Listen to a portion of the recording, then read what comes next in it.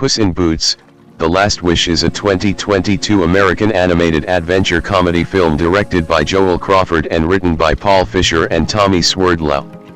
The sequel to Puss in Boots, 2011, and the sixth in the Shrek film series, it was produced by DreamWorks Animation. As with its predecessor, The film is based on the character introduced in Shrek 2, 2004, and inspired by the fairy tale.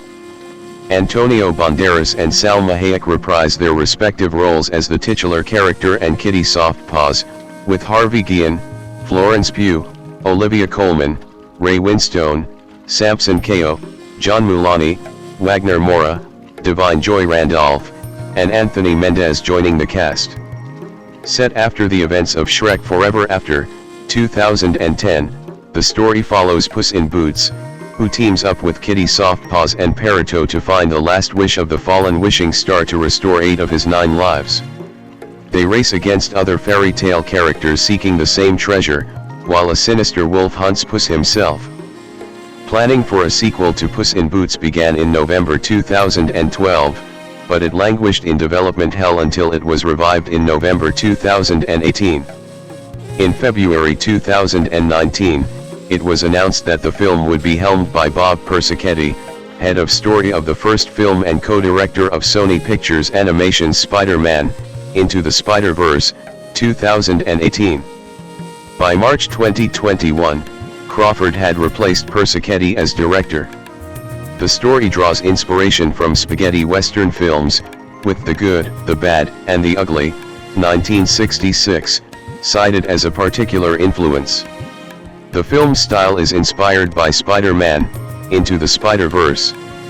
With new technology, the team was able to give the film a painterly style to resemble a fairy tale story, diverging from the visual style of previous installments in the Shrek franchise. Following delays due to a restructuring at DreamWorks, Puss in Boots: The Last Wish premiered at Lincoln Center in New York City on November 25, 2022, and was theatrically released in the United States on December 21, by Universal Pictures. It received acclaim from critics, with praise for its animation, story, and vocal performances. The film was a commercial success, grossing $484 million worldwide on a production budget of $90 to $110 million and becoming the 10th highest grossing film of 2022. It was nominated for Best Animated Feature at the Academy Awards, the Golden Globes, the Critics' Choice Awards, and the British Academy Film Awards. Plot: many years after his adventures with Shrek, a Puss in Boots subdues a giant while hosting a party in the town of Dalmar, but is subsequently crushed by a church bell. After he recovers, the town doctor advises him to retire because he has already lost 8 of his 9 lives. Puss initially refuses but relents when he is wounded and disarmed while dueling a wolf at the local pub. Traumatized by the event, Puss follows the doctor's directions to the house of Mama Luna, an elderly cat lady, and buries his clothes. Months later, he meets an optimistic chihuahua disguised as a cat, whom he calls Peritto. Crime family Goldilocks and the 3 bears soon arrive at Luna's home, intending to hire Puss to help them steal a map displaying the location of the wishing star. They leave after finding his apparent grave, and Puss decides to find the star to wish for another 9 lives. Puss, followed by Peritto, heads to the factory lair of the corrupt pastry chef and magical artifact collector Big Jack Horner, who intends to use the star to control all of the world's magic. While stealing the map from Horner, Puss encounters his resentful ex-fiancée Kitty Softpaws B, who intends to take the map for herself. Goldie and the bears, and Horner discover and chase the trio, and Puss briefly sees the wolf in the distance. They all end up in the dark forest, a pocket dimension that manifests illusions of travelers' memories. During the subsequent clash, Puss suffers a panic attack and flees after the wolf reappears, allowing Goldie to take the map from Kitty. After Peritto finds Puss and calms him down, Puss confesses his fears and remorse for abandoning Kitty before their wedding. She overhears and tells him that she did not attend the wedding either, believing he loved himself too much to love her. Reinvigorated, Puss and Kitty retrieve the map while Goldie and the bears are distracted by a manifestation of their woodland cottage. While escaping from Goldie and the bears, Puss becomes trapped in the Cave of Lost Souls, where reflections of his past lives ridicule him for changing his outlook.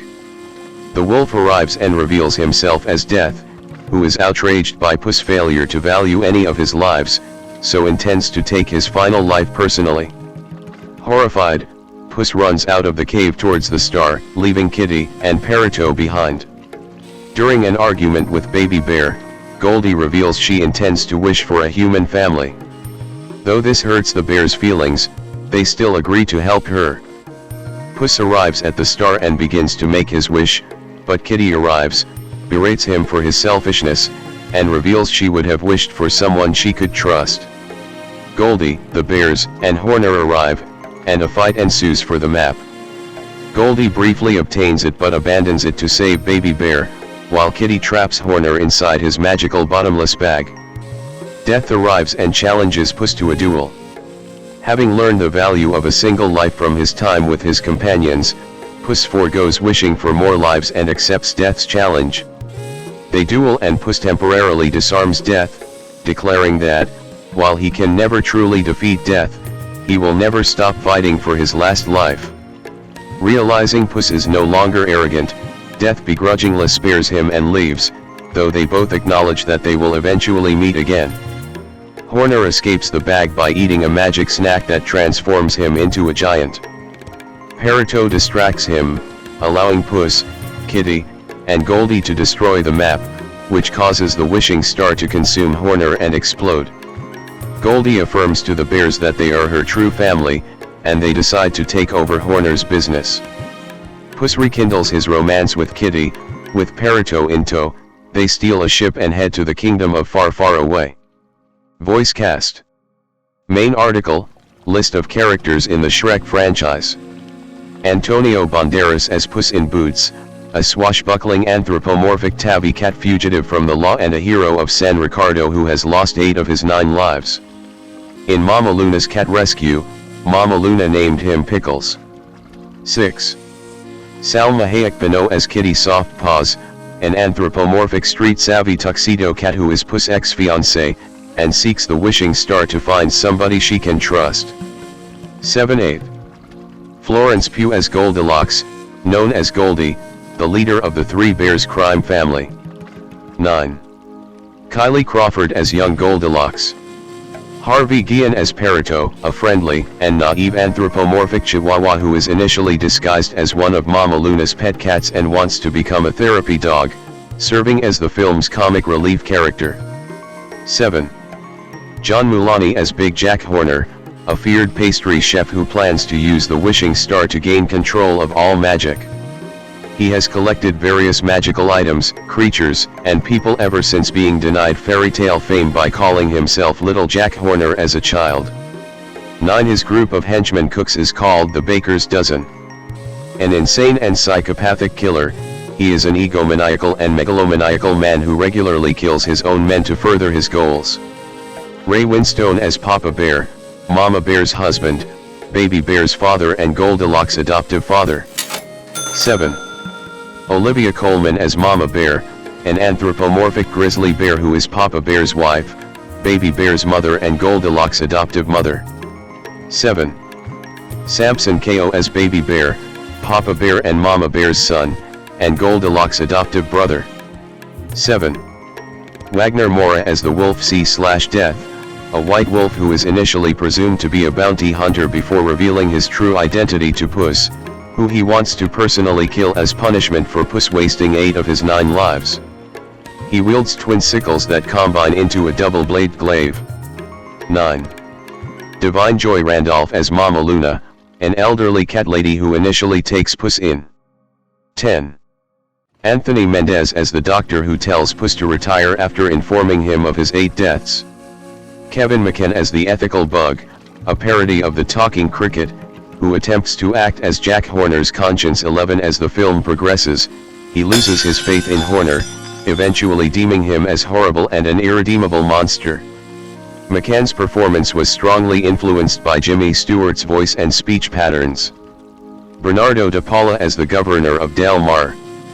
Betsy Sodero and Artemis Pebdany as Joe and Jan Serpent, twin criminal sisters who deliver the map of the wishing star to Horner.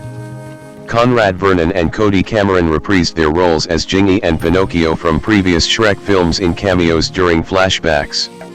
Shrek and Donkey make non-speaking appearances in a brief scene when Puss was having his life being flashed before his eyes, as does Imelda from the first film. 7. Production. Development. In November 2012, executive producer Guillermo del Toro shared director Chris Miller's intentions to take the titular character on an adventure to a very exotic locale. He also said a couple of drafts for the screenplay were completed. 12. In April 2014, voice actor Antonio Banderas said work on the sequel had begun. 6. On June 12, 2014, the movie was titled Puss in Boots 2, 9 Lives and 40 Thieves. 13. In March 2015, Banderas said the script was under restructuring. He also hinted at the possibility of Shrek appearing in the film. 14. By November 2018, Illumination founder and CEO Chris Meledandri had been brought on board as an executive producer of both Shrek 5, 2027, and Puss in Boots 2. 15-16. In February 2019, it was reported that Bob Persichetti was set to direct the film while Latifah Ouaoulou, producer of the first film, would oversee the development of the sequel with Meledandri. Persichetti and Ouaoulou previously worked on the first film as head of story and producer, respectively. 17. On August 19, 2020, DreamWorks trademarked Puss in Boots: The Last Wish as the new title of the sequel, which was approved in December. 18. In March 2021, it was announced that Joel Crawford had replaced Persichetti as director, having previously helmed DreamWorks' The Croods: A New Age, 2020, with producer Mark Swift, editor James Ryan, and screenwriter Paul Fisher returning as collaborators along with Januel Mercado serving as the film's co-director.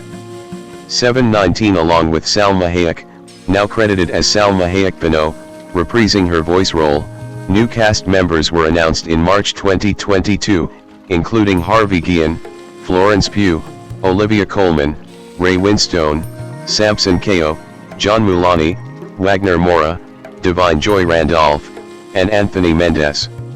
7. Writing. The various stages of production used to depict the scene of Peritto comforting Puss, who is having a panic attack.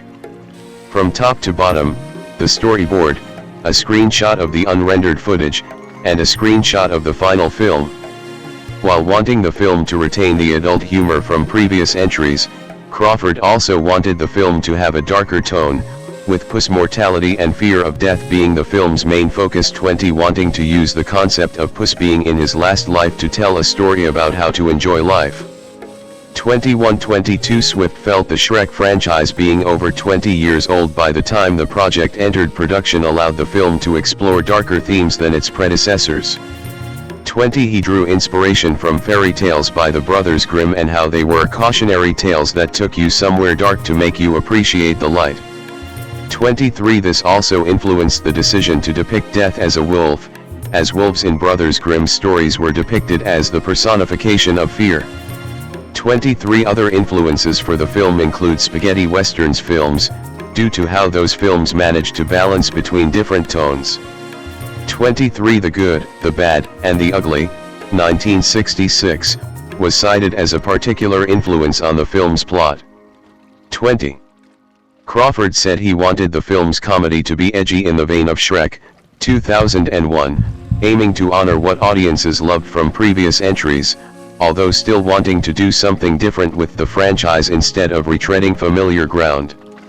21-24. He also was interested in including more characters from the franchise, but not at the expense of the film's story.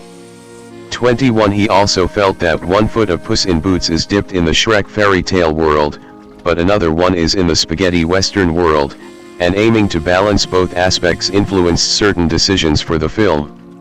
24.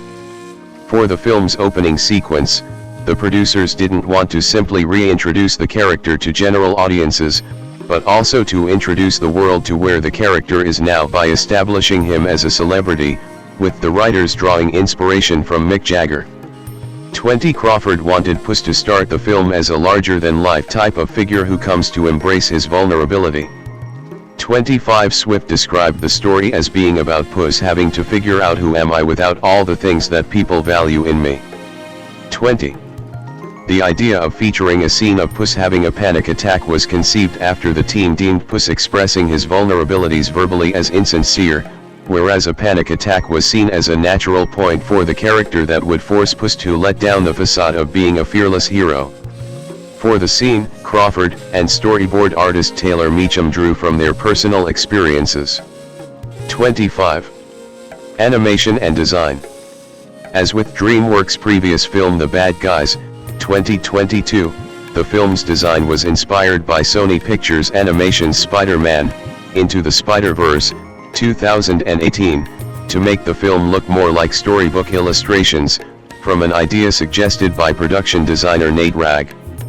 26, 27, 28 In February 2019, Spider-Man, Into the Spider-Verse director Persichetti was set to direct Puss in Boots, The Last Wish 17 before Crawford replaced him in March 2021. 19 Using new technology, the team at DreamWorks focused more on a painterly style design, to make the film look like a fairy tale world, different than what it was in Shrek from their defunct studio Pacific Data Images. 2920. Analysis.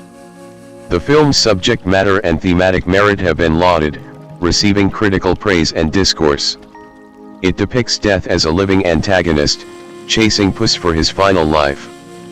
Puss does not defeat death by combat, however, but instead by learning to accept the inevitability of death, while making sure to live life to the fullest and learning to let the people he loves have a part in his life. This metaphor has received critical evaluation and appraisal for its poignancy. 3031. Music. Main article, Puss in Boots, The Last Wish, soundtrack. Heitor Pereira composed the film's score, replacing Henry Jackman from the first film.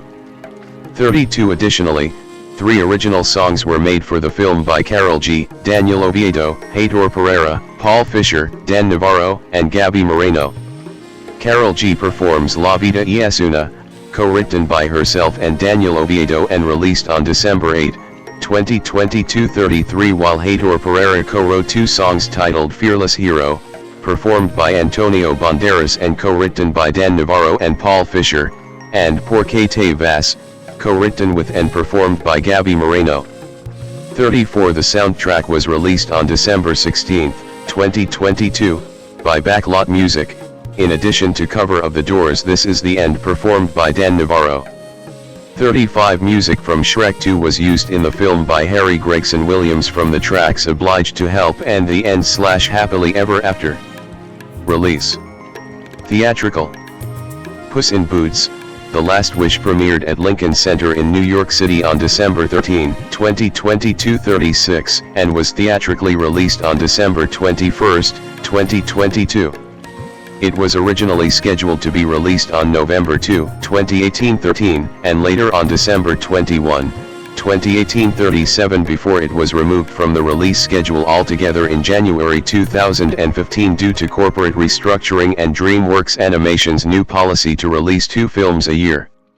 38-39 Upon the project's resurrection, it was given a release date of September 23, 2022, in March 2021 19 but in April 2022, the release date was moved to its current December 21 date, taking over the release of Illumination's The Super Mario Bros.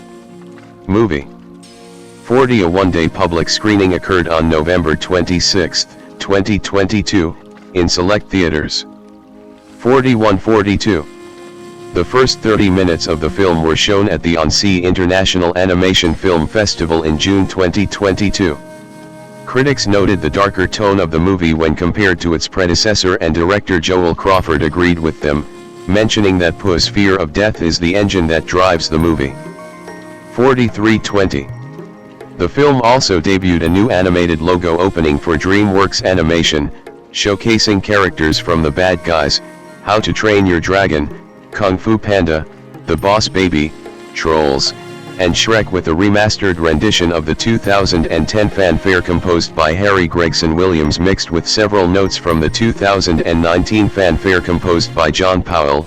Produced by Suzanne Birge from Abominable and Kendall Cronkite from Trolls served as the production designer. 44. Home media and streaming. Puss in Boots: The Last Wish was released digitally on January 6, 2023, 16 days after its theatrical release. 45-46. A 4-minute CGI animated short film, Puss in Boots: The Trident, was released as part of the digital release of Puss in Boots: The Last Wish Collector's Edition on February 21, 2023, and later released on Ultra HD Blu-ray, and DVD on February 28. 47, 48, 49. The short sees Eric Bauza reprising his role as Puss from The Adventures of Puss in Boots. The film was made available to stream on Universal's Peacock streaming service on March 10, 2023. 50. As part of an 18-month deal with Netflix for Universal's animated films, the film streamed on Peacock for the first 4 months of the pay TV window, before moving to Netflix for the next 10 on July 13, 2023, and returning to Peacock for the remaining 4 beginning in May 2024. 51. The film grossed $7.6 million in home sales. 52. Reception. Box office. Puss in Boots: The Last Wish grossed $186.1 million in the United States and Canada, and $298.2 million in other territories, for a worldwide total of $484.3 million. 45. It is the 10th highest grossing film of 2022. 53. Deadline Hollywood calculated the film's net profit as $120.2 million, accounting for production budgets, marketing, talent participations, and other costs. Box office grosses and home media revenues placed it 8th on their list of 2022's most valuable blockbusters. 3. By March 2023, it ultimately became a sleeper hit, which was attributed to positive feedback, word of mouth, and minimal competition from family films. 54. In the United States and Canada, Puss in Boots: The Last Wish was projected to gross $25 to $30 million from 4,099 theaters over its 5-day opening weekend. 2. The film made $3.2 million on its first day and $2.9 million on its second, with The Hollywood Reporter noting that Winter Storm Elliott and the threat of a tripledemic surge in COVID-19 and flu cases could affect the box office in the subsequent days. 55. It went on to debut to $12.4 million in its opening weekend, and an estimated total of $26.2 million over the 6 days, finishing second behind holdover Avatar: The Way of Water. 56-57. Despite opening below projections, Universal's president of domestic distribution Jim Orr and box office analysts believed the film could make up ground in the coming weeks through word of mouth and schools being on holiday. 58. In its second weekend, Puss in Boots: The Last Wish grew 35% from its debut weekend, grossing $16.8 million. 59-60. Its third weekend, the film fell 19% with $13.5 million, which was the first non-holiday weekend in its run. 61-62. The film made $14.5 million in its fourth weekend and $18.9 million over the 4-day Martin Luther King Jr. weekend, Friday, Monday, while also crossing the $100 million mark at the United States and Canadian box office. 63-64. Puss in Boots: The Last Wish was the 10th highest grossing film of 2022 in the United States and Canada. 65. And completed its domestic theatrical run on April 20, 2023. 66. Critical response. The film received critical acclaim, with praise for its story, animation, and voice performances. 67, 68, 69, 70. On the review aggregator website Rotten Tomatoes, 95% of 192 critics' reviews are positive, with an average rating of 7.6/10. The website's consensus reads, arriving more than a decade after the previous installment, the smart, sweet, and funny Puss in Boots: The Last Wish proves some franchises only get better with age. 71. Metacritic, which uses a weighted average, assigned the film a score of 73 out of 100, based on 29 critics, indicating generally favorable reviews. 72 audiences polled by CinemaScore gave the film an average grade of A on an A+ to F scale, while Post-Track reported 89% of audience members gave it a positive score. 5673. IGN's Rafael Montemayor gave a rating of 9 out of 10 and wrote, "Puss in Boots, The Last Wish mixes stunning animation with a poignant, surprisingly mature story to deliver the Shrek franchise's answer to Logan we didn't know we needed." 74.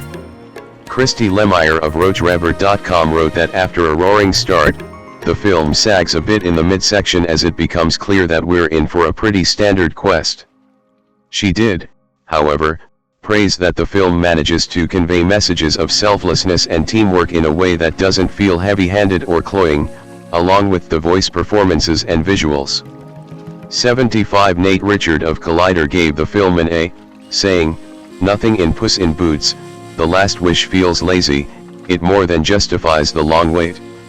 It is not only one of the best animated films of the year, but it's one of DreamWorks' best and one that will strike a chord with moviegoers of all ages. It's equal parts exciting and hilarious as well as earnest, it never feels like it is talking down to anyone.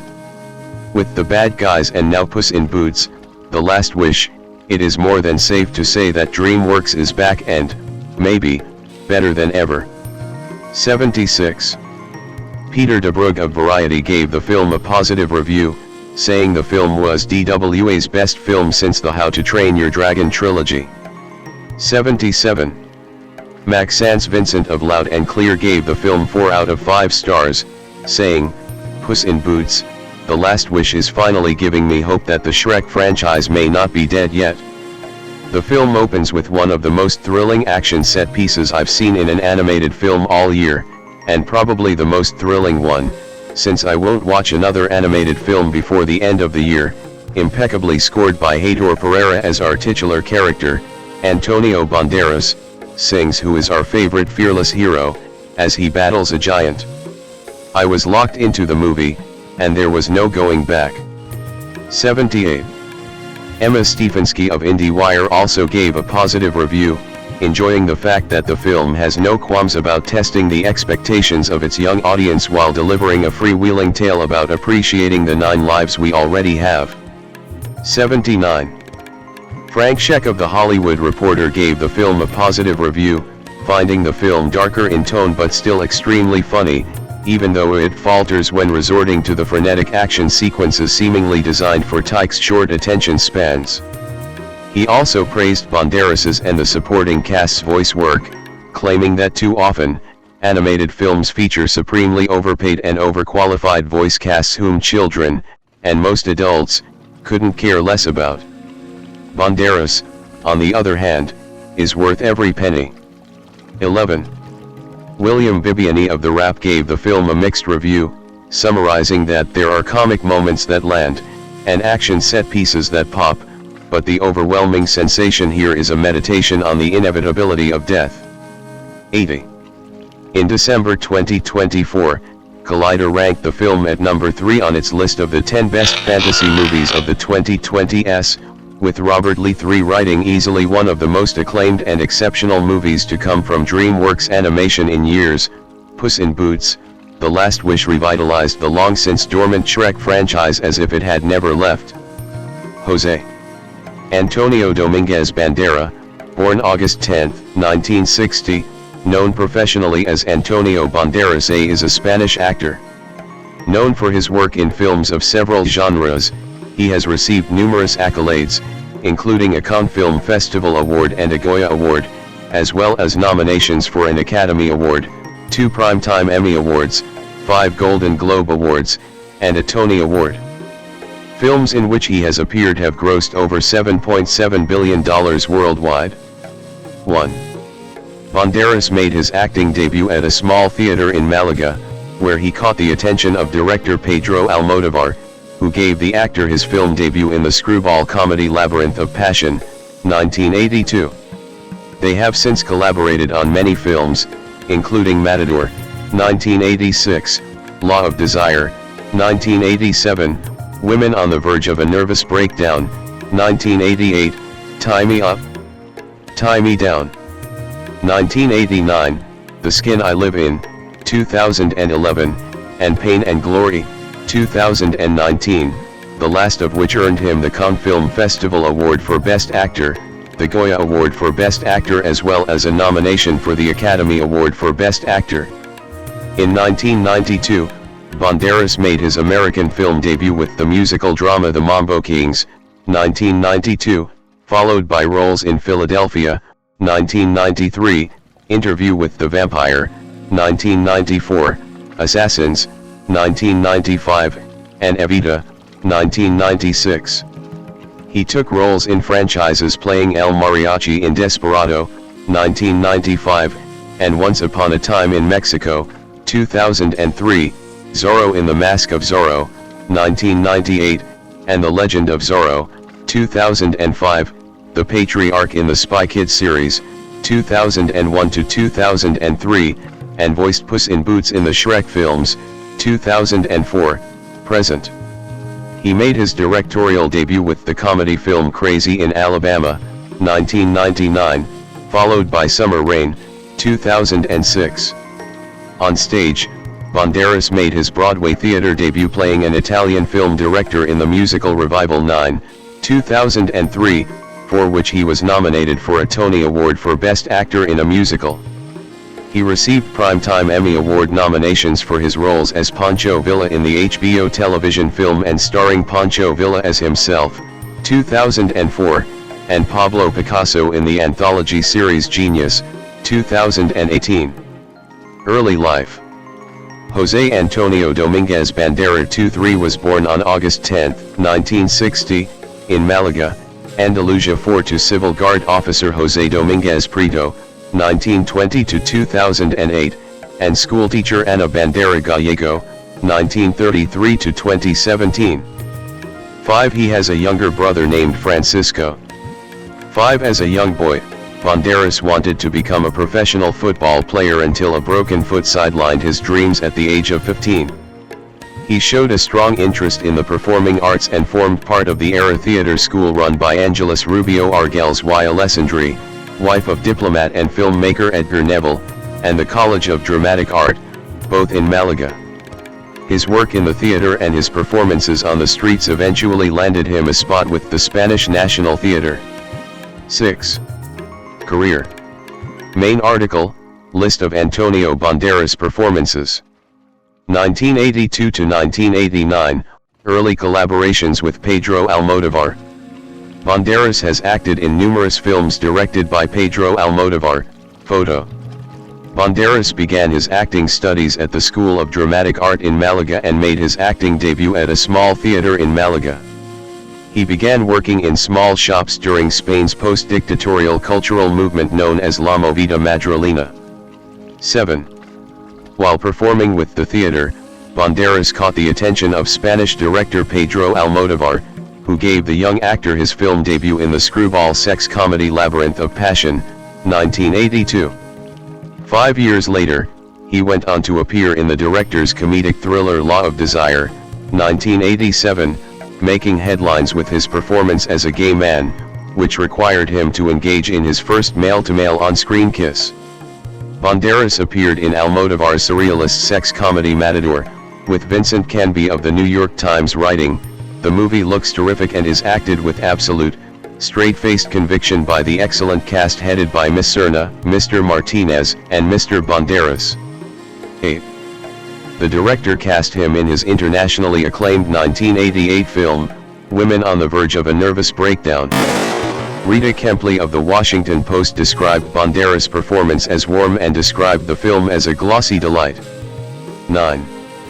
The recognition Banderas gained for his role increased years later, when he starred in Almodóvar's controversial Tie Me Up, Tie Me Down. 1989, as a mental patient who kidnaps a porn star, Victoria Abril, and keeps her tied up until she returns his love. 6. The breakthrough role helped spur him on to Hollywood. 10. Almodóvar is credited with helping launch Banderas' international career, as he became a regular feature in his films throughout the 1980s. 11. 1990 to 1999, Hollywood stardom. Banderas in 1997. In 1991, Madonna introduced Banderas to Hollywood. He was an object of her desires in her pseudo-documentary film of one of her concert tours, Madonna, Truth or Dare. 12. The following year, still speaking minimal English, he began acting in American films. Despite having to learn all his lines phonetically, Banderas still managed to turn in a critically praised performance as a struggling musician in his first American drama film, The Mambo Kings, 1992. 13. Kenneth Duran of the Los Angeles Times described Banderas as giving a quietly effective job. 14. David Nansen of Newsweek declared, Banderas had to learn English to play this role, but you wouldn't know it. He plumbs all the nuances of charm and self-pity in Nesta's melancholic soul. 15. Owen Gleiberman of Entertainment Weekly also praised Banderas' performance, writing, he gives a surprisingly confident and subtle performance as the implosive Nestor. 16. Banderas then broke through to mainstream American audiences in the 1993 Jonathan Demme film Philadelphia as the life partner of lawyer Tom Hanks and Denzel Washington. Also in 1993, he acted in the Billy August-directed The House of the Spirits, an adaptation of the Isabel Allende novel of the same name. Banderas acted alongside Meryl Streep, Jeremy Irons, Glenn Close, and Winona Ryder. 17. The film's success earned Banderas wide recognition, and the following year, he was given a role in Neil Jordan's high-profile adaptation of Anne Rice's Interview with the Vampire, 1994, sharing the screen with Brad Pitt, Tom Cruise, and Kirsten Dunst. 6. He starred in several major Hollywood films, including the Robert Rodriguez-directed neo-Western action film Desperado, 1995, alongside Salma Hayek, Steve Buscemi, and Quentin Tarantino. The film was a financial success. 18. Owen Gleiberman of Entertainment Weekly wrote, the movie's greatest visual coup is Banderas himself. The camera loves this velvet stud as much as it did the young Clint Eastwood. 19. That same year, Banderas portrayed the antagonist in the Richard Donner-directed action film Assassins, co-starring opposite Sylvester Stallone and Julianne Moore. 20. In 1996, he starred alongside Madonna in the musical film Evita, an adaptation of the stage musical by Andrew Lloyd Webber and Tim Rice in which he played the narrator, Che, a role played by David Essex in the original 1978 West End production. Janet Maslin of the New York Times wrote that Banderas does an unexpectedly splendid job as the film's conspiratorial singing narrator. 21. For his performance, he was nominated for the Golden Globe Award for Best Actor in a Motion Picture, Musical or Comedy. 22. He also had success with his role as the masked swordsman Zorro in the 1998 film The Mask of Zorro, starring Anthony Hopkins and Catherine Zeta-Jones. Roger Ebert praised the on-screen chemistry between the two leads, writing, the best scenes in the movie are between Banderas and Zeta-Jones, who share chemistry and, it turns out, a sense of justice. 23. His performance earned him another Golden Globe Award nomination. 24. In 1999, he starred in the historical action film The 13th Warrior, a movie about a Muslim caught up in a war between the Northmen and human-eating beasts. 25. 2000 to 2009, Broadway debut and franchise films. Salma Hayek and Banderas at the premiere of Puss in Boots, 2011. In 2001, Banderas collaborated with Robert Rodriguez, who cast him in the first 3 movies of the Spy Kids franchise, 2001 to 2003. He portrayed Gregorio Cortez, a retired OSS agent, alongside Carla Gugino, who played his wife, Ingrid Cortez. Roger Ebert praised the first film, describing it as giddy with the joy of its invention. It's an exuberant, colorful extravaganza, wall-to-wall with wildly original sets and visual gimmicks, and smart enough to escape the kids' film category and play in the mainstream. 26. He also starred in Michael Christopher's original Sin alongside Angelina Jolie the same year. In 2002, he portrayed social realist painter David Alfaro Sequeiros in Julie Taymor's biographical drama Frida, with Salma Hayek playing Frida Kahlo. 27 That same year, he starred in Brian De Palma's erotic thriller Femme Fatale opposite Rebecca Romijn, and in 2003, he starred in the last installment of the trilogy Once Upon a Time in Mexico, in which he appeared with Johnny Depp and Hayek. Banderas' debut as a director was the poorly received Crazy in Alabama, 1999, starring his then-wife Melanie Griffith. 28 He starred in the Christopher Hampton-directed historical drama Imagining Argentina, 2003, alongside Emma Thompson. 29. Banderas made his Broadway debut playing Guido Cantinai in the 2003 revival of Maury Yeston's musical Nine, based on the film 8½ playing the prime role originated by Raul Julia. Ben Brantley, the chief theater critic of the New York Times, wrote that Banderas was a bona fide matinee idol for the 21st century, a pocket Adonis who suggests a more sensitive, less menacing variation on the Latin lovers of yore, adding that he has an appealingly easy stage presence and an agreeable singing voice that shifts, a bit abruptly, between pop whisperiness and Broadway belting. 30. He won both the Outer Critics Circle Award and the Drama Desk Award for Best Actor in a Musical and was nominated for the Tony Award for Best Actor in a Musical. 31 His performance is preserved on the Broadway cast recording released by PS Classics. Later that year, he received the Rita Moreno Ola Award for Excellence from the Hispanic Organization of Latin Actors. 32. Also in 2003, he starred as Mexican revolutionary Pancho Villa in the HBO television film and starring Pancho Villa as himself. Banderas acted alongside Alan Arkin, Jim Broadbent, and Michael McKean. The film was directed by Bruce Beresford and written by Larry Gelbart. 33 Phil Gallo of Variety wrote, "Villa was larger than life, and Banderas vibrantly captures his bravado. Everything in the telepic, though, is designed to make Villa a likable force, which pushes and pulls Banderas in a number of directions, only some of which play well. Eventually, Villa exposes a dark side in the man, and Banderas forsakes crafting the image of a hero to allow the man's ambiguity to shine." 34.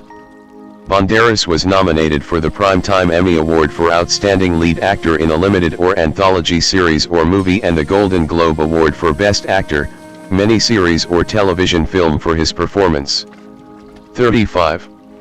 The following year, Banderas portrayed Puss in Boots in the DreamWorks animated film Shrek 2, 2004.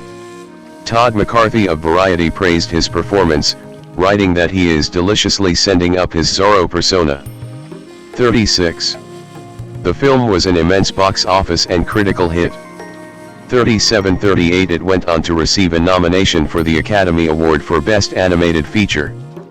39 Banderas reprised his role in Shrek III, 2007, and the last film in the Shrek franchise, Shrek Forever After, 2010, which helped make the character popular on the family film circuit. In all of his mainline appearances as Puss in Boots, he has also voiced him in Spanish. This is also true for the film Assassins. In 2005, he reprised his role as Zorro in The Legend of Zorro. In 2006, he starred in Take the Lead, a high-set movie in which he played a ballroom dancing teacher. That year, he directed his second film, El Camino de los Ingleses, based on the novel by Antonio Soler, and also received the L.A. Latino International Film Festival's Gaby Lifetime Achievement Award on October 14. 40 Banderas received a star on the Hollywood Walk of Fame in 2005, the 2,294th person to do so. 41 His star is located on the north side of the 6800 block of Hollywood Boulevard. 42. 2010, present, reunion with Almodovar. Penelope Cruz, Pedro Almodovar, and Banderas promoting Pain and Glory, 2019. Banderas acted in the Woody Allen-directed comedy drama You Will Meet a Tall Dark Stranger, 2010, starring Anthony Hopkins, Josh Brolin, and Naomi Watts. The film premiered at the Cannes Film Festival and received mixed reviews. 43. The following year, he starred in the horror thriller The Skin I Live In, 2011, which marked the return of Banderas to Pedro Almodóvar, the Spanish director who launched his international career. The two had not worked together since 1990, Tie Me Up, Tie Me Down. In The Skin I Live In, he breaks out of the Latin lover mold from his Hollywood work and stars as a calculating revenge-seeking plastic surgeon following the rape of his daughter. According to the Associated Press, Banderas' performance is among his strongest in recent memory.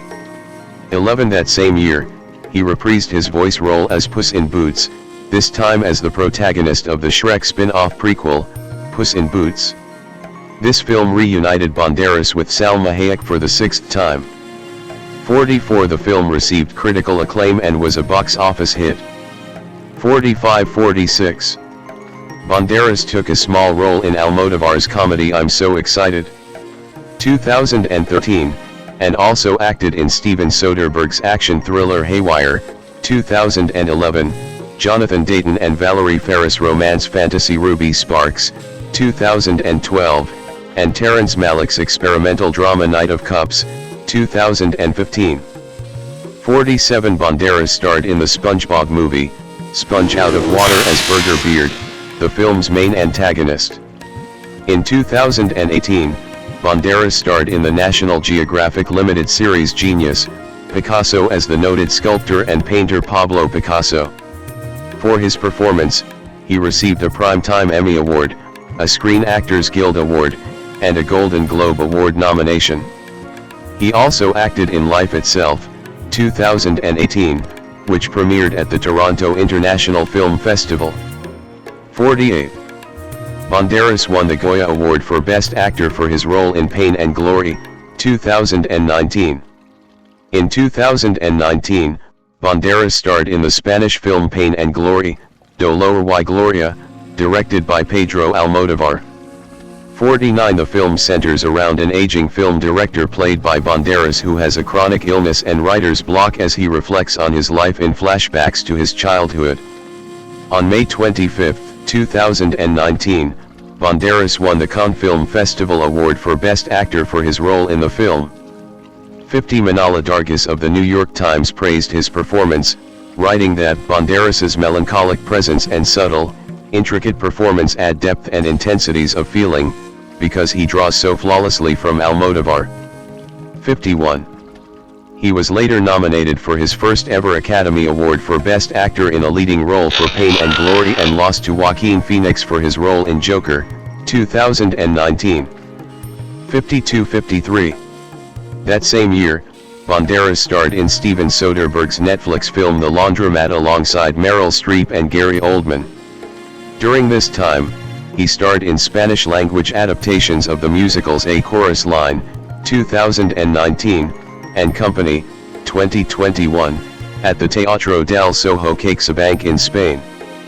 54-55. In 2020, he co-starred with Robert Downey Jr. in the fantasy-adventure film Dolittle. The following year, he starred in the black comedy Official Competition alongside Penelope Cruz, which had its world premiere at the 78th Venice International Film Festival.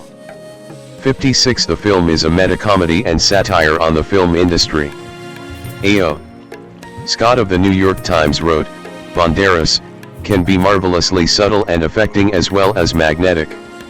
It's almost indecent for someone so beautiful to possess such skill, and you might have to go back to the old days to Gary Cooper to find a matinee idol with equivalent gifts. 57. In 2022, Banderas appeared as Santiago Moncada, the antagonist of the film Uncharted with Tom Holland and Mark Wahlberg. 58. He also returned to work for DreamWorks Animation, reprising his voice as Puss in Boots in the sequel Puss in Boots, The Last Wish with Hayek again and a new cast with Florence Pugh, Olivia Colman, Ray Winstone, and Wagner Moura. In 2023, he appeared in Indiana Jones and the Dial of Destiny with Harrison Ford, Mads Mikkelsen, Phoebe Waller-Bridge, and Toby Jones.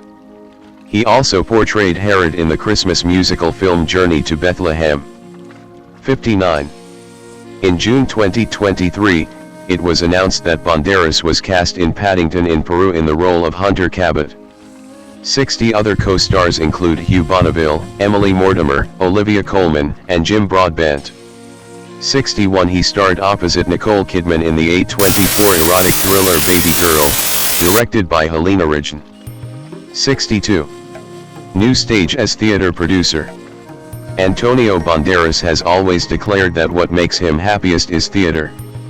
On November 15, 2019, his theater project, the Teatro del Soho CaixaBank 63 opened its doors in Malaga. It is a creation center dedicated to the production, exhibition, and distribution of shows, and training in the different areas of the performing arts. 64-65. Beginning in 2024, Banderas has also sponsored a new performing arts school in Malaga, the Sarlan Andalusia School of Arts. The school is located on an old metallurgical factory, and its objective is to become a center in which to design, create, and export Andalusian talent to the world. 66. Personal life. He is a longtime supporter of Malaga CF. 67 In May 2010, Banderas received an honorary doctorate from the University of Malaga. 10 He received an honorary degree from Dickinson College in 2000. 68. In August 2015, Banderas enrolled in a fashion design course at Central St. Martin's. 69 As of 2016, Banderas resides in the United Kingdom in Cobham, Surrey. 70. Religious beliefs. Banderas once described himself as an agnostic in an interview with People magazine in 2006. I have to recognize that I am agnostic. I don't believe in any kind of fundamentalism. I prefer to take life in a different way, with a sense of humor. I try to teach my kids to be open. Whatever they believe is fine with me. 71. He does describe himself close to Catholic spirituality, especially to Holy Week, which he considers a metaphor for life. 72 He is an officer, mayordomo de Trino, of a religious brotherhood in his hometown of Malaga, and travels during Holy Week to take part in the processions. 73 Banderas developed his relationship with Catholicism back in 1994 after a spiritual search. 74-75. There was a moment in my life in which I separated a bit from the church. I was searching for a spiritual connection in other places, until in 1994, after my brother had a surgery we were very afraid of, in which we could lose him, I realized I should have not searched for so much, that I had had always that connection with the transcendental in front of my face. It also happened in a way which followed our own traditions, which we shouldn't look for in the Buddha, as these characters were right there. In my own neighborhood was that way to connect myself to the transcendental through the passion of the Christ, until concluding in resurrection. In 2021, he described his religious beliefs and vision of the Holy Week to El País 76.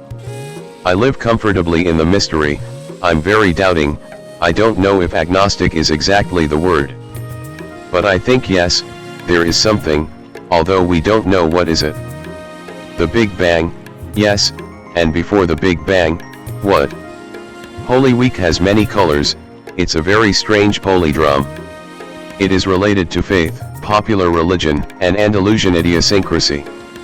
It's just the Roman Ides of March, winter dies and spring is born.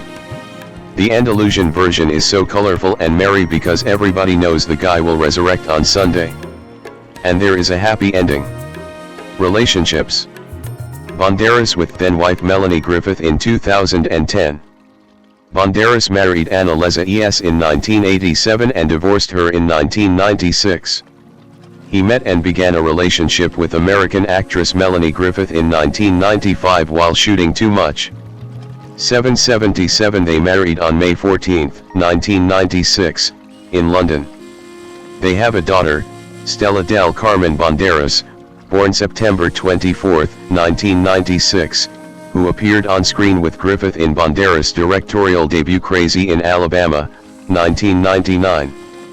In 2002, the couple received the Stella Adler Angel Award for their extensive philanthropy. Griffith had a tattoo of Banderas' name on her right arm that has since been removed. 78. In June 2014, Banderas and Griffith announced they were divorcing in a loving and friendly manner. 79. Despite irreconcilable differences. 80. The divorce became official in December 2015. 81. Despite their divorce, Banderas and Griffith remain close friends. His former stepdaughter Dakota Johnson considers Banderas part of the family, calling him a bonus dad. 82-83. As of November 2015, Banderas is dating Nicole Kimple, an investment banker. 84. Health. In 2009, Banderas underwent surgery for a benign tumor in his back. 85. Speaking at the Malaga Film Festival in March 2017, Banderas revealed he had suffered a heart attack on January 26, 2017, but said it wasn't serious and hasn't caused any damages. Following that incident, he underwent heart surgery to insert 3 stents into his arteries. 86. In a Fresh Air interview in September 2019, he recalled it as being life-changing. He said, "It just gave me a perspective of who I was, and it just made the important things go to the surface. When I say this, people may just think that I'm crazy, but it's one of the best things that ever happened in my life." 87. Business ventures. Banderas, center-right, with members of the 33 and Chile government officials in 2015. He has invested some of his film earnings in Andalusian products, which he promotes in Spain and the US. He owns 50% of a winery in Villalba de Duero, Burgos, Spain, called Anta Banderas, which produces red and rose wines. 88. He performed a voiceover for an animated bee, which were broadcast in the United States in television commercials for Nasonex 89, an allergy medication, and was seen in the 2007 Christmas advertising campaign for Marks & Spencer, a British retailer. 90. He is a veteran of the perfume industry. The actor has been working with fragrance and beauty multinational company Poog for over 10 years, becoming one of the brand's most successful representatives. Banderas and Poog have successfully promoted a number of fragrances so far: Diavolo for women, Mediterraneo, Spirit, and Spirit for women. After the success of Antonio for men and Blue Seduction for men in 2007, he launched his latest, Blue Seduction for women, the following year. Salma Hayek Pino, /Hayek/Hayek 3 Spanish, Salma Hayek, née Hayek Jimenez, born September 2, 1966, 456, is a Mexican and American actress and film producer. She began her career in Mexico with starring roles in the telenovela Teresa, 1989-1991, as well as the romantic drama Midak Ali, 1995. She soon established herself in Hollywood with appearances in films such as Desperado, 1995, From Dusk Till Dawn, 1996, Wild Wild West, 1999, and Dogma, 1999. Hayek's portrayal of painter Frida Kahlo in the biopic Frida, 2002, which she also produced, made her the first Mexican actress to be nominated for the Academy Award for Best Actress. 7. In subsequent years, Hayek focused more on producing while starring in the action-centered pictures Once Upon a Time in Mexico, 2003, After the Sunset, 2004, and Banditas, 2006. She achieved further commercial success with the comedies Grown Ups, 2010, Grown Ups 2, 2013, and The Hitman's Bodyguard, 2017, and lent her voice for the animated Puss in Boots, 2011, Sausage Party, 2016, and Puss in Boots: The Last Wish, 2022. She also earned critical acclaim for her performances in the dramas Tale of Tales, 2015, Beatriz at Dinner, 2017, and House of Gucci, 2021. She played a Jack in the Marvel Cinematic Universe film Eternals, 2021, which emerged as her highest-grossing live-action film. Hayek's directing, producing, and acting work on television has earned her 4 Emmy Awards nominations. She won the Daytime Emmy Award for Outstanding Directing in a Children's Special for The Maldonado Miracle, 2004, and received 2 Primetime Emmy Award nominations, one for Outstanding Guest Actress in a Comedy Series and the other for Outstanding Comedy Series, for her work on the ABC television comedy drama Ugly Betty, 2006 to 2010. She also produced and played Minerva Mirabal in the Showtime film In the Time of the Butterflies, 2001, and guest starred on the NBC comedy series 30 Rock, 2009 to 2013. 8. As a public figure, Hayek has been cited as one of Hollywood's most powerful and influential Latina actresses as well as one of the world's most beautiful women by various media outlets. Time magazine named her one of the 100 most influential people in the world in 2023. 9. In 2021, she was honored with a star on the Hollywood Walk of Fame. She is married to business magnate François Henri Pinault, with whom she has a daughter. Early life. Salma Hayek was born in Coatzacoalcos, Veracruz, Mexico. 10. Her father, Sami Hayek Dominguez, is of Lebanese descent. 11. His ancestors hail from the city of Baghdad, Lebanon, a city Salma and her father visited in 2015 to promote her movie Khalil Gibran's The Prophet. 12. 13. 14. 15. He owns an industrial equipment firm and is an oil company executive in Mexico. 10. He once ran for mayor of Coatzacoalcos. 16. 17. Her mother, Diana Jimenez Medina, is an opera singer and talent scout. She is of Spanish descent. While visiting Madrid in an interview in 2015 with Un Nuevo Dia, Hayek described herself as 50% Lebanese and 50% Spanish, saying that her grandmother/maternal great-grandparents were from Spain. 11. 18. 19. 20. Her younger brother, Sami, is a furniture designer. 10. Hayek was raised in a wealthy, devout Catholic family. 21. And at age 12 opted to study at the Academy of the Sacred Heart in Grand Coteau, Louisiana. 11. In school, she was diagnosed with dyslexia. 22. She attended university at the Universidad Iberoamericana studying international relations. 11. In a 2011 interview with V Magazine, Hayek mentioned that she had once been an illegal immigrant in the United States, although it was not for a long period of time. 23. Career. Early roles in Mexico, 1988 to 1994.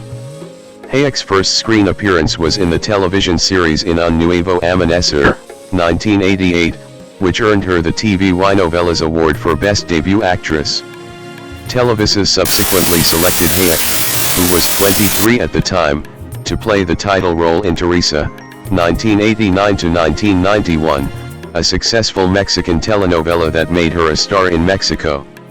24. The series ran for 2 years and 125 episodes, and earned her the 1990 TV Y Novelas Award for Best Female Revelation. Determined to pursue a film career in Hollywood, Hayek moved to Los Angeles in 1991 following the conclusion of Teresa. 25. With limited fluency in English and dyslexia. 26. She soon enrolled in English lessons and studied acting under Stella Adler. 27. 28. Hayek initially struggled with the lack of acting job offers after moving to the United States, recalling that there was no industry or parts for Latin women. 26. And was once even told that her accent would make moviegoers think of housekeepers. 26. During this period, she secured guest spots in television series such as Dream On, 1992, and The Sinbad Show, 1993, as well as supporting roles in the drama Mi Vida Loca, 1993, and the made-for-Showtime thriller Road Racers, 1994, her first collaboration with director Robert Rodriguez. In 1994, Hayek was cast as Alma, a poverty-stricken young woman who becomes a sex worker, in Jorge Fonse's drama El Callejón de los Milagros, Miracle Alley, which was based on the 1940s eponymous novel by Egyptian Nahib Mahfouz and translated from Cairo to Mexico City. The film was the subject of critical acclaim, reportedly won more awards than any other movie in the history of Mexican cinema, and earned Hayek a nomination for the Ariel Award for Best Actress. 29 Hayek was one of the few actresses permitted to appear on both Televisa and TV Azteca, through a special dispensation from Emilio Azcárraga Milmo, who tried to persuade her to return to Mexico with an exclusive deal, which she declined in order to pursue a career in Hollywood. 30. Hollywood Breakthrough, 1995 to 2001. Hayek in 1998 at the White House Correspondents' Dinner. In 1995, Robert Rodriguez and his co-producer and then wife, Elizabeth Avellán 25 cast Hayek opposite Antonio Banderas in the starring role of self-confident and feisty Carolina in Desperado, her breakout film. 31/11/25 describing the film's process as grueling. 26 Hayek had to audition several times for Rodriguez before landing the part, and a love scene in the script proved particularly difficult for her to film because she did not want to be nude on camera. She once remarked, "It took 8 hours to film instead of an hour." 26 Budgeted at $7 million, Desperado was a commercial success, grossing $25.4 million in the United States. 32 A brief role as a vampire queen followed in Rodriguez's cult horror film From Dusk Till Dawn, 1996, in which she performed an erotic tabletop snake dance. 33-34 She also appeared in the 1996 drama Follow Me Home and the cop comedy Fled. Hayek next starred in the romantic comedy Fool's Rush in 1997, as a photographer in an on-and-off relationship with a New York City architect, played by Matthew Perry. Critic Roger Ebert gave the film 3 out of 4 stars and described it as a sweet, entertaining retread of an ancient formula, elevated by good performances, particularly Hayek's, and an insightful level of observation and human comedy. 35 Fool's Rush In was a moderate commercial success and earned Hayek an Alma Award nomination for Outstanding Actress in a Feature Film. In another romantic comedy, Breaking Up, also 1997, she and Russell Crowe portrayed a couple whose relationship leads to an out-of-the-blue marriage. Ken Eisner of Variety wrote, "Russell Crowe and Salma Hayek make attractive leads, but they have neither the marquee power nor the requisite chemistry to keep breaking up from getting left at the altar of general distribution." 36. Indeed, the film was distributed for selected markets in the United States only. 37. In 1998, Hayek played an aspiring young singer in the 1970s New York City nightlife scene in Mark Christopher's drama 54, a donut shop waitress in Dan Ireland's dramedy The Velocity of Gary, and a nurse in Rodriguez's supernatural horror film The Faculty. In 1999, Hayek was unorthodoxly cast in Kevin Smith's religious satire Dogma as Serendipity, the muse who throughout history inspired all the geniuses of art and music, like Mozart and Michelangelo, and never got any of the credit. 38 She also portrayed the alleged daughter of a kidnapped scientist alongside Will Smith in the period western Wild Wild West. Dogma was well received by critics and audiences, but Wild Wild West proved a commercial failure despite being one of the most expensive films ever made at the time of its release. 39-40 Hayek founded her production company, Ventana Rosa, in 1999, through which she produces film and television projects. Her first feature as a producer was El Coronel Notion Quien Le Escriba, 1999, Mexico's official selection for Best Foreign Film at the Oscars. 41 In 2000, Hayek had an uncredited role in Traffic, and played an aspiring actress in Mike Figgis' experimental film Time Code, a waitress in the Spanish drama Living It Up, and a cop and playboy model in the heist comedy Chain of Fools. 42 She also produced and starred in the television film In the Time of the Butterflies, 2001, based on the book by Julia Alvarez book about the Mirabal sisters. Hayek played one of the sisters, Minerva, and Edward James Olmos played the Dominican dictator Rafael Leonidas Trujillo, whom the sisters opposed. 43. Worldwide recognition, 2002 to 2009. In Julie Taymor's biographical film Frida, 2002, Hayek served as a producer and starred as surrealist painter Frida Kahlo. She became interested in the role several years prior to commencing production for the film, having been fascinated by Kahlo's work from the time she was 13 or 14, although not immediately a fan. At that age I did not like her work, I found it ugly and grotesque. But something intrigued me, and the more I learned, the more I started to appreciate her work. There was a lot of passion and depth. Some people see only pain, but I also see irony and humor. I think what draws me to her is what husband Diego saw in her. She was a fighter. Many things could have diminished her spirit, like the accident or Diego's infidelities. But she wasn't crushed by anything. 44 She was so determined to play the role that she sought out Dolores Almeida Patino, longtime lover of Diego Rivera, and, after his death, administrator to the rights of Frida and Rivera's art, which Rivera had willed, to the Mexican people, bequeathing the trust to Almeida. 45 Hayek personally secured access to Kahlo's paintings from Kahlo and began to assemble a supporting cast, approaching Alfred Molina for the role of Rivera in 1998. Upon its release, Frida was a critical darling and an Arthur's success. In his review for the film, David Denby of The New Yorker concluded, "Smart, willful, and perverse, this Frida is nobody's servant, and the tiny Hayek plays her with head held high." Her portrayal of Kahlo made her the first Mexican actress to be nominated for the Academy Award for Best Actress and earned her Golden Globe Award, Screen Actors Guild Award and British Academy Film Award nominations for Best Actress. In 2003, Hayek produced and directed The Maldonado Miracle, a Showtime film based on the book of the same name, for which she won the Daytime Emmy Award for Outstanding Directing in a Children's Special. 46 Reunited with Robert Rodriguez for Spy Kids 3D, Game Over and Once Upon a Time in Mexico. 47 And made an appearance in the documentary V-Day, Until the Violence Stops. Once Upon a Time in Mexico, which made $98.2 million worldwide. 48 was the final film of the Mariachi trilogy and featured Hayek reprising her role from Desperado. Hayek at the 2004 Guadalajara International Film Festival. In Brett Ratner's action comedy After the Sunset, 2004, Hayek starred as the girlfriend of a master thief, with Pierce Brosnan. A box office flop, the film received largely negative reviews from critics. 49 James Berardinelli found the film to be a mess, but it's a fun, breezy mess, criticizing the overall heist and weak characterization but gave praise to the quick-pacing chemistry between Brosnan and Hayek.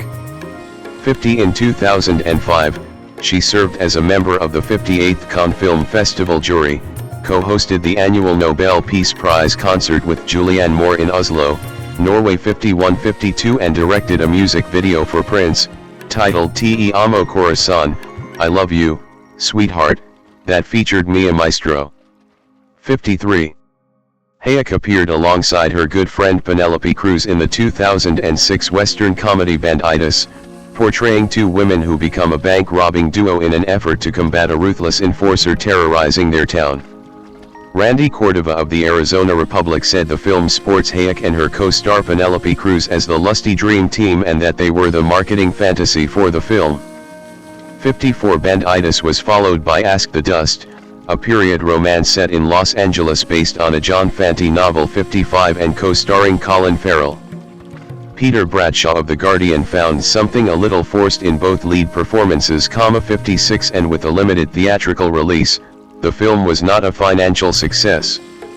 57 Her last film of 2006 was Lonely Hearts, a neo-noir crime drama chronicling the notorious Lonely Hearts killers of the 1940s, Raymond Fernandez and Martha Beck, in which Hayek played Beck, with Jared Leto taking on the role of Fernandez.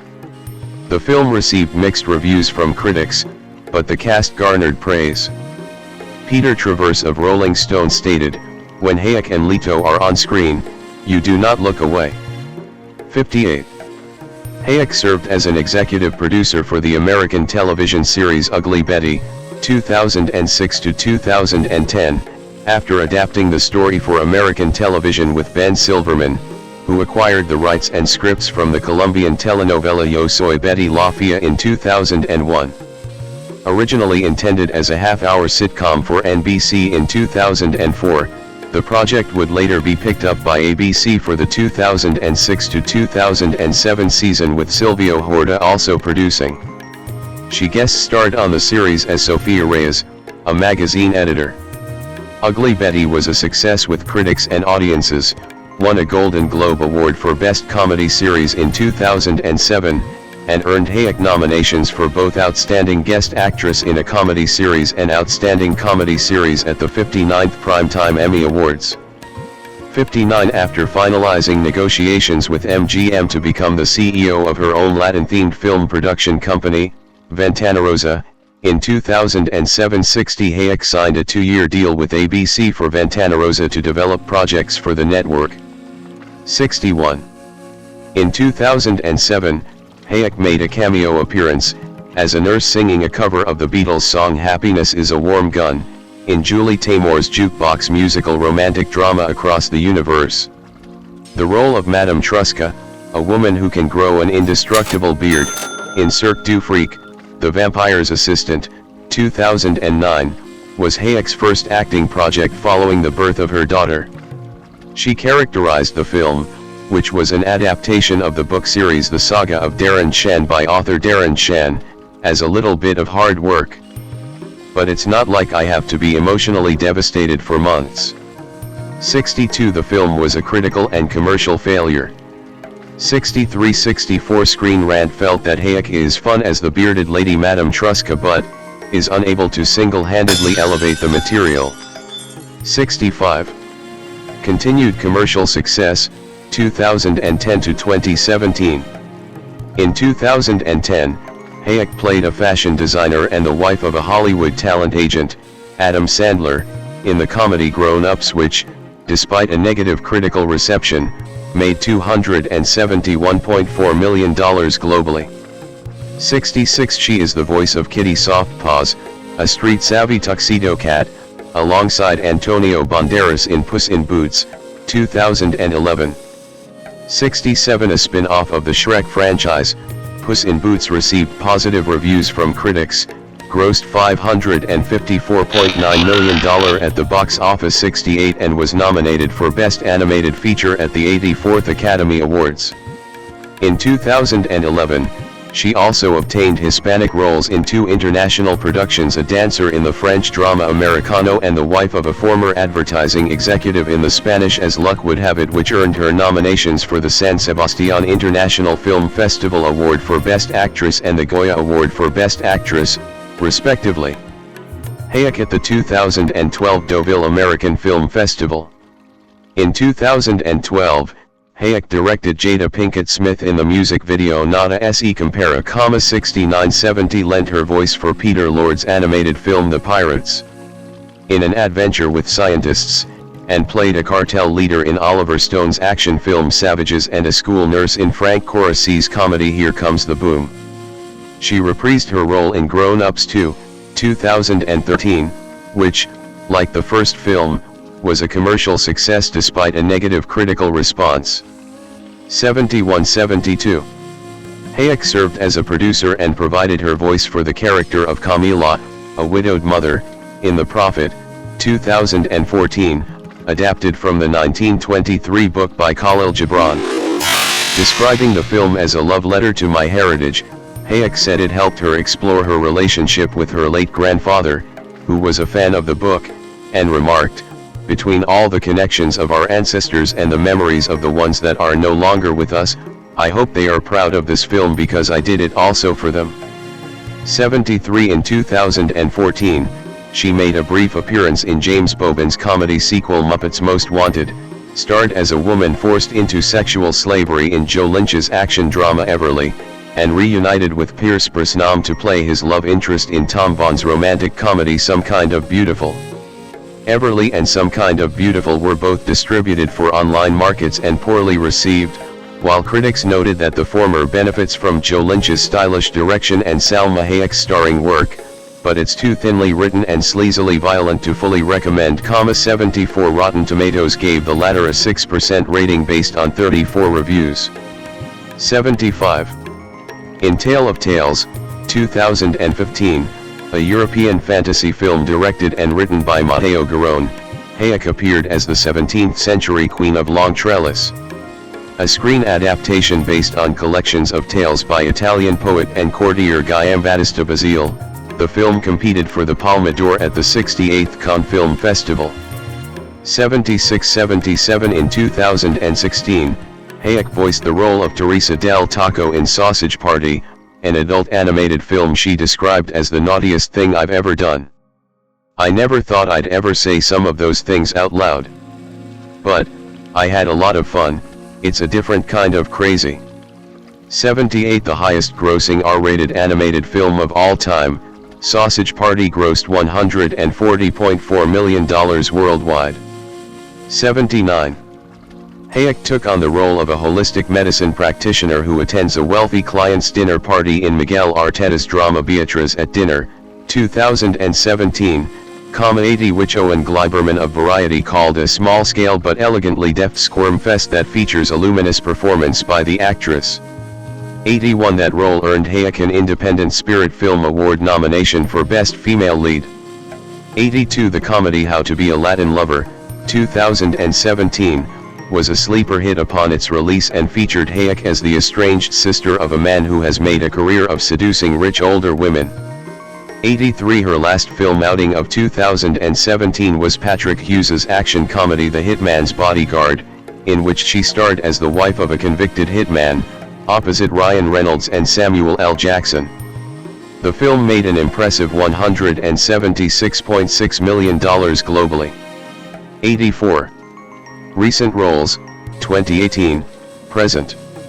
Hayek was cast as Eva Torres, a high-frequency trading executive, alongside Jesse Eisenberg and Alexander Skarsgård, in Kim Nguyen's tech drama The Hummingbird Project, 2018, and as Nancy Tegerton, one half of a couple experiencing a series of financial crises, with Alec Baldwin, in Fred Wolf's comedy Drunk Parents, 2019. In 2020, Hayek appeared as a cosmetics mogul in Miguel Arteta's comedy Like a Boss, with Rose Byrne and Tiffany Haddish, and the alternative wife of a man in Sally Potter's drama The Road's Not Taken, with Javier Bardem and Elle Fanning. Hayek at the 2019 San Diego Comic-Con. The drama Bliss, 2021, which starred Hayek as a homeless woman befriending a recently divorced man, Owen Wilson, was released on Amazon Prime Video. 85 She next reunited with director Patrick Hughes and actors Ryan Reynolds and Samuel L. Jackson in Hitman's Wife's Bodyguard, the sequel for the 2017 film The Hitman's Bodyguard, which was released on June 16, 2021, to mediocre reviews. John DeFore of The Hollywood Reporter, however, praised Hayek's foul-mouthed portrayal, writing, "The one smart thing the film does is promote Salma Hayek, as the eponymous spouse of Samuel L. Jackson's hitman, from the small but scene-stealing role she played in the first film. At least we can appreciate Hayek's enthusiasm for the over-the-top role." 86 Unlike the first film, Hitman's Wife's Bodyguard had lackluster box office returns. Citation needed. Hayek portrayed a Jack, the wise and spiritual leader of the titular group, in the Marvel Cinematic Universe picture Eternals, directed by Chloe Zhao, who personally selected her for the role. 87 Initially surprised by Marvel's interest on her casting, 87 Hayek described her involvement in the film as empowering and recalled getting emotional upon seeing her character's superhero costume, stating, "It was because it means so much to so many people that, to think that for a Mexican girl, a Mexican woman in her 50s was able to be a superhero. I felt a lot of pride to have my superhero outfit on.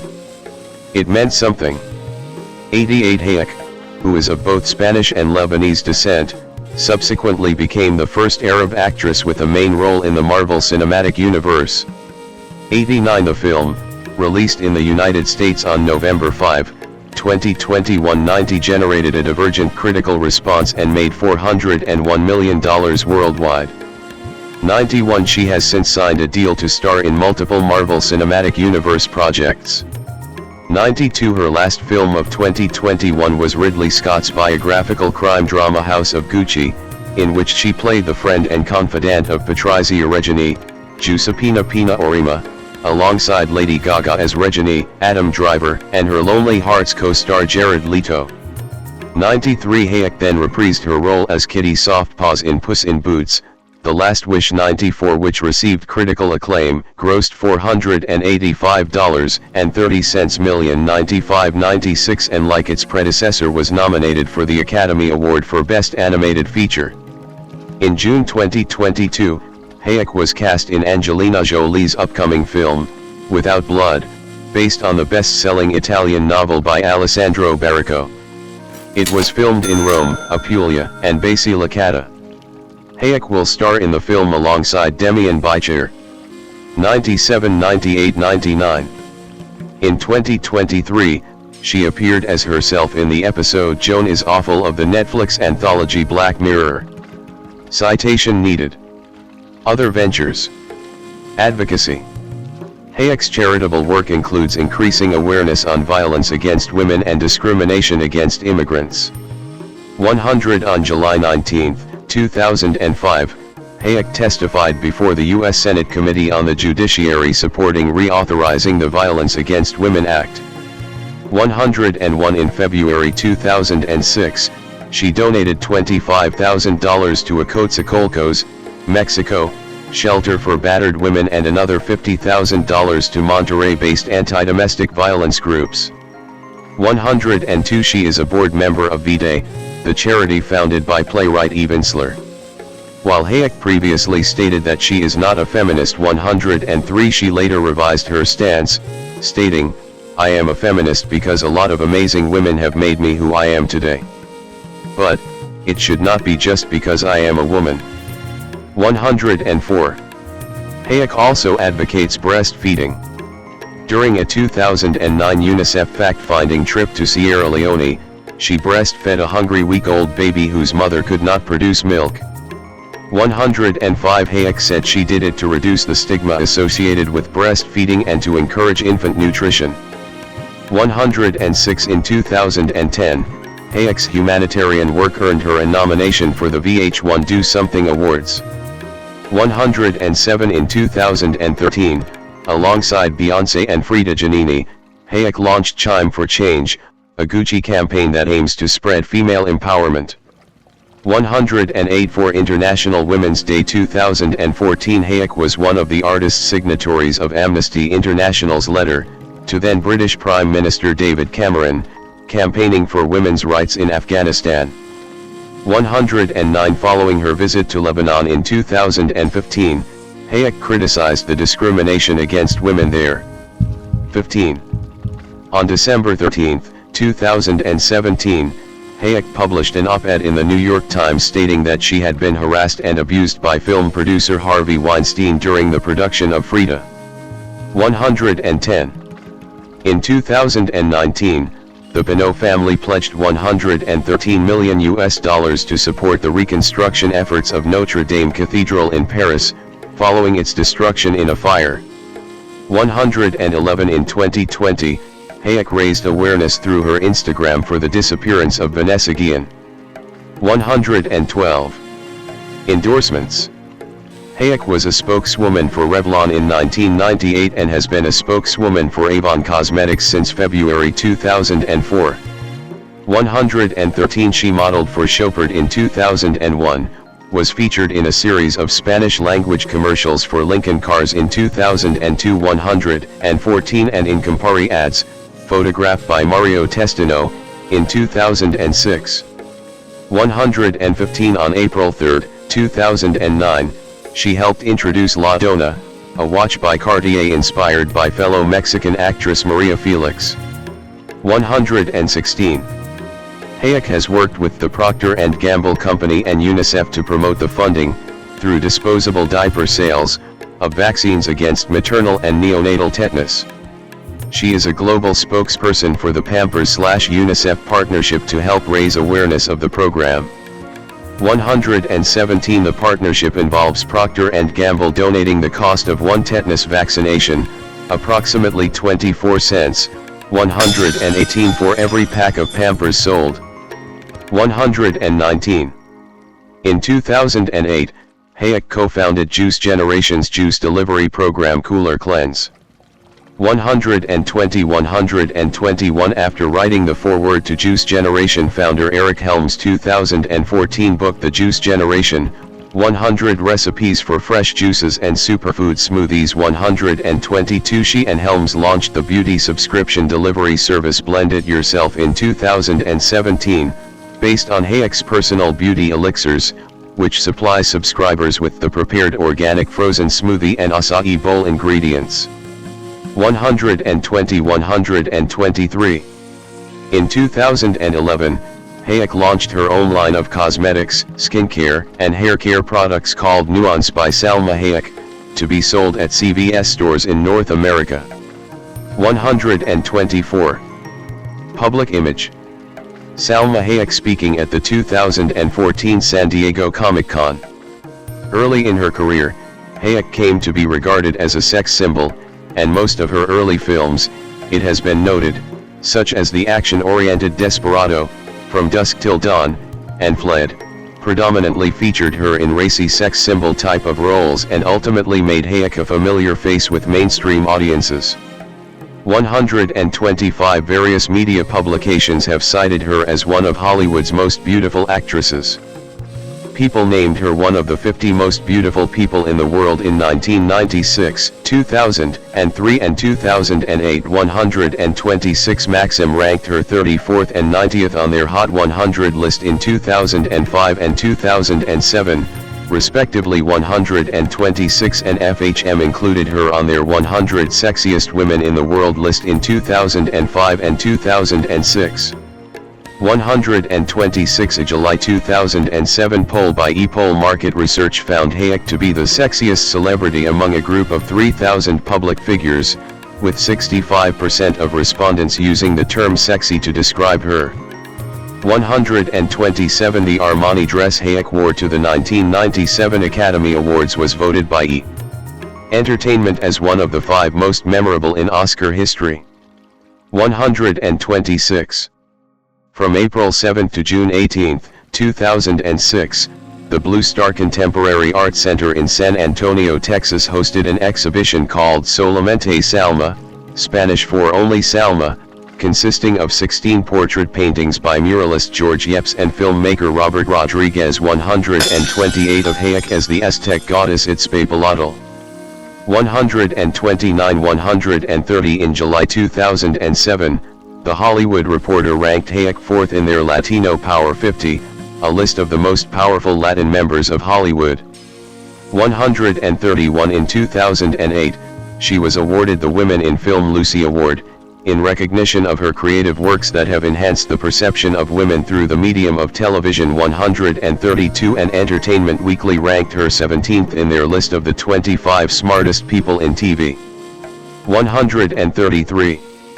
Throughout her career, Hayek has graced the covers of numerous international magazines. 134 including North America's InStyle, Elle, Premiere, Glamour, and Variety. 134 Britain's Maxim, Marie Claire and Total Film. 134 and France's Entrevue and Madame Figaro. 134 She was one of 15 women selected to appear on the cover of the September 2019 issue of British Vogue, by guest editor Meghan, Duchess of Sussex. 135. Personal life. Hayek with her husband François-Henri Pinault at the 2015 Cannes Film Festival. Hayek is a naturalized United States citizen. 136 137 She has studied at Ramtha School of Enlightenment. 138 and practices yoga. 139 Hayek, who was raised Catholic, stated in a 2007 interview that she was no longer devout and did not believe in the church, in part because she disagreed with practices such as its campaign against condoms in Africa, where she said AIDS and overpopulation were rampant, though she clarified that she still believed in Jesus Christ and God. 140. On March 9, 2007, Hayek confirmed her engagement to French billionaire and Kering CEO François-Henri Pinault as well as her pregnancy. She gave birth to their daughter on September 21, 2007, at Cedars-Sinai Medical Center in Los Angeles, CA. 141, 142, 143 They were married on Valentine's Day 2009 in Paris. 144 On April 25, 2009, they renewed their vows in Venice, Italy.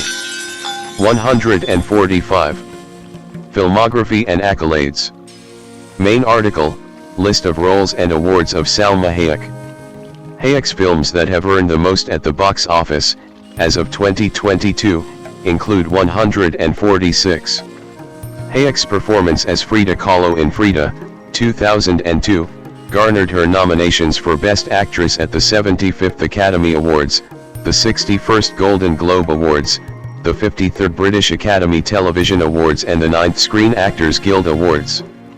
She won the Daytime Emmy Award for Outstanding Directing in a Children's Special for The Maldonado Miracle, 2004, and received 2 Primetime Emmy Award nominations, one for Outstanding Guest Actress in a Comedy Series and the other for Outstanding Comedy Series as an Executive Producer, for her work on Ugly Betty, 2006-10. In 2011, Hayek was appointed Knight, Chevalier, of the National Order of the Legion of Honor, the highest French Order of Merit 147, and in 2021, she was honored with a star on the Hollywood Walk of Fame. Javier Harvey Guillén, Latin American Spanish, Xavier, born May 3, 1990, 2-3 is an American actor. He is best known for his role as the human familiar Guillermo de la Cruz in the television series What We Do in the Shadows. 4-5 He is also known for his voice work. Early life. Harvey Guillén is the son of Mexican immigrants. He adopted the name Harvey when school teachers could not pronounce his first name. 6-1 Guillén attended Citrus College, completing the 3-year Citrus Singers program in 2005.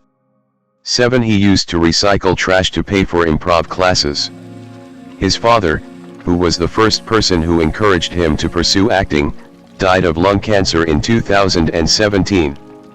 8-9-10. Career. Guillén at the 2022 Phoenix Fan Fusion. Guillén has appeared in recurring roles on television series such as Alistair Delgado on Huge, 2010, Cousin Blobbin on The Thundermans, 2013-2018, George Reyes in Eye Candy, 2015, and Benedict Fenwick on The Magicians, 2017-2018. 11 He also appeared in the 2013 film The Internship. 12. Beginning in 2019, Guillén played the role of Guillermo de la Cruz, the vampire's human familiar, in the FX television series What We Do in the Shadows. 13 He also appeared in Quibi's science fiction drama series Don't Look Deeper. 14 Before the platform shut down in December 2020. Guillén has received considerable acclaim for his role as Guillermo. The Wrap included Guillén in a list of 2019 Emmy contenders. 15 Hank Stuever, in his review of What We Do in the Shadows in the Chicago Tribune, stated that Guillén provides at least half the big laughs in the show. 13. Guillén provided the voice of Funny the Magic House in Mickey Mouse Funhouse. He played Nightwing starting in Season 3 of Harley Quinn. 16.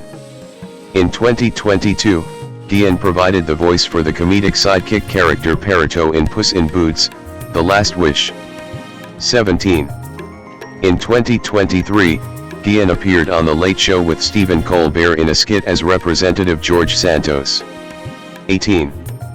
In 2024, Guillén reprised his role as Cousin Blobbin from The Thundermans in The Thundermans Return. He also provided the voice of Odie in the Garfield movie and Vasago in Hell of a Boss. Personal life. Guillén speaks Spanish, English, and Japanese. 19 The last acquired during a 13-month visit to Japan. He identifies as queer. John Edmund Mulani, born August 26, 1982, is an American stand-up comedian, actor, writer, and producer. Born and raised in Chicago, Illinois 1-2. Mulani first rose to prominence for his work as a writer for the NBC sketch comedy series Saturday Night Live from 2008 to 2013, where he contributed to numerous sketches and characters, including Stefan, a recurring character whom he and Bill Hader co-created. 3. Since his departure from SNL, Mulani has hosted it 6 times, becoming a member of the SNL 5-Timers Club in 2022. 4. Mulani's stand-up specials include The Top Part, 2009, New in Town, 2012, The Comeback Kid, 2015, Kid Gorgeous, 2018, and Baby J, 2023. 5. He won 3 Primetime Emmy Awards for Outstanding Writing for a variety special for Kid Gorgeous, Baby J, and SNL 50. 6, 7, 8, 9. Mulani released a children's musical comedy special on Netflix, John Mulani and the Sack Lunch Bunch, 2019. 10. He was the creator and star of the semi-autobiographical Fox sitcom Mulani, which aired for 1 season, 2014 to 2015. 11. Mulani has also performed as George St. Giegland in a comedic duo with Nick Kroll, and they appeared on television and on Broadway in the show Oh, Hello on Broadway, 2016 to 2017. 12. Mulani serves as a co-executive producer, writer, and occasional actor in the IFC mockumentary series Documentary Now, 2015 to 2022. He hosted, created, and executive produced the Netflix talk show Everybody's in LA, 2024, and its spin-off Everybody's Live with John Mulani, 2025. Mulani has taken guest roles in the Apple TV Plus period series Dickinson, 2019, the FX dramedy series The Bear, 2023, and the Peacock crime series Poker Face, 2025. He also voiced Andrew Glauberman in the Netflix animated show Big Mouth, 2017 to 2025, 13. Peter Porker / Spider-Ham in Spider-Man, Into the Spider-Verse, 2018, Chip in Chip and Dale, Rescue Rangers, 2022, and Big Jack Horner in Puss in Boots, The Last Wish, 2022. 14. 15. Early life and education. Mulani was born on August 26, 1982, 16 in Chicago, Illinois. Both of his parents are lawyers. His mother, Ellen Mulani, née Stanton, is a professor at Northwestern University Pritzker School of Law, and his father, Charles Chip Mulani Jr., is a partner at Skadden, ARPs, Slate, Meagher and Flom. 16. 17. His parents are both of Irish Catholic heritage. 18. 19. 20. 21. Mulani's maternal great-grandparents were George J. Bates, a Republican mayor of Salem, Massachusetts, who also served as a congressman from that state, and Nora Jennings, who moved to the U.S. from Ballyhonus, County Mayo, Ireland. 22. His maternal great-uncle is William H. Bates, who also served as a U.S. congressman. 23. 24. Coincidentally, Mulani's maternal grandmother, Carolyn Stanton, and Hillary Myers, mother of Mulani's future Saturday Night Live co-worker Seth Meyers, performed together in a hospital benefit show in Marblehead, Massachusetts, called Pills A Poppin', directed by Tommy Tune, then 19. 25. 26. Mulani's parents attended Georgetown University and Yale Law School. They were at Georgetown and Yale at the same time as future President Bill Clinton. Mulani has said he met Clinton in 1992. 27. 28. Growing up, Mulani was an altar boy. He is the third of 5 children. He has an elder sister, an elder brother, a younger sister, and a younger brother who died at birth. 29. His confirmation name is Martin, after Saint Martin de Porres, to honor his late brother, Peter Martin, who died when Mulani was 4. 30. 31. From watching the lifestyle of the character Ricky Ricardo on the program I Love Lucy, Mulani knew he wanted to go into show business at age 5. 32. At age 7, he was a member of the Chicago-based children's sketch group The Rugrats. 33. Because of this, Mulani had an opportunity to audition for the role of Kevin in the film Home Alone, but his parents declined. 19 For junior high, he attended St. Clement's School 34 where, in lieu of doing reports, he and his best friend, John O'Brien, would offer to perform what they had learned as a skit. 19 At 14, Mulani played Wally Webb in a production of Our Town. 35 He also frequented the Museum of Broadcast Communications, where he watched archived episodes of shows such as I Love Lucy and The Tonight Show starring Johnny Carson. 19 He graduated from St. Ignatius College Prep in 2000. Mulani then enrolled at his parents' alma mater, Georgetown University, where he majored in English and minored in theology. 1736 He joined the school's improv group, and met Nick Kroll and Mike Birbiglia. 32 He later joined Birbiglia on his stand-up tour, which Mulani cited as helping him overcome his stage fright. 32. Career. 2004 to 2014, stand-up career and comedy writer. The main stage for Saturday Night Live. After graduating from Georgetown in 2004, Mulani moved to New York City with ambitions of a career in comedy, and was hired as an office assistant at Comedy Central. 19 After a year, he pitched the idea for a parody of I Love the 80s called I Love the 30s, which he developed along with fellow comedian Nick Kroll. 37 Mulani was working at the network when Dave Chappelle abruptly left. Initially, the network had planned to fly Mulani out to Los Angeles to secure the tapes for season 3 of Chappelle's eponymous show. Instead, feeling it was a hindrance to being a comedian, Mulani quit and started working freelance. 38 After performing on Late Night with Conan O'Brien, Mulani was asked to audition for Saturday Night Live in August 2008, along with Kroll, Donald Glover, Ellie Kemper, T.J. Miller, and Bobby Moynihan. 39-40 He did not prepare any impressions, instead performing stand-up with charactery bits in them. Mulani went in with low expectations, but thought it would be a cool story. 39 He won a spot on the writing team, where he remained for 4 seasons, writing the monologues for the hosts. 41 He also occasionally appeared on the show's Weekend Update segment.